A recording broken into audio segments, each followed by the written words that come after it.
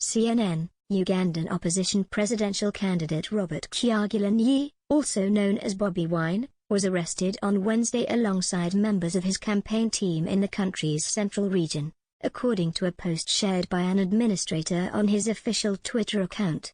Bobi Wine and his entire campaign team arrested in Kalangala. Media blocked, the tweet said.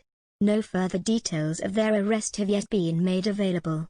Wine is challenging incumbent President Yoweri Museveni, who has been in power for more than 30 years, in January 14 elections. The presidential candidate has accused Museveni of being a dictator responsible for human rights abuses, after at least 45 people were killed in protests last month sparked by Wine's earlier arrest for contravening coronavirus regulations at a campaign rally. He said one of his bodyguards was run over and killed Sunday by a military police truck, while the guard was taking a journalist to the hospital. A spokesperson for the Ugandan military denied Wine's bodyguard had been targeted.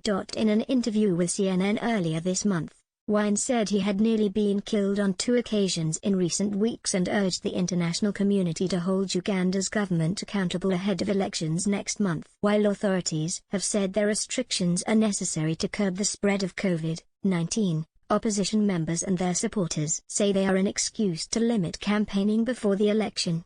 United Nations human rights experts on Tuesday released a statement expressing serious concerns about the violence ahead of Uganda's presidential election.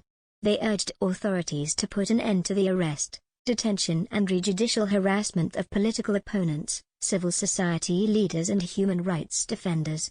Nicholas Opio, a prominent human rights activist, was arrested along with 4 other individuals on December 23.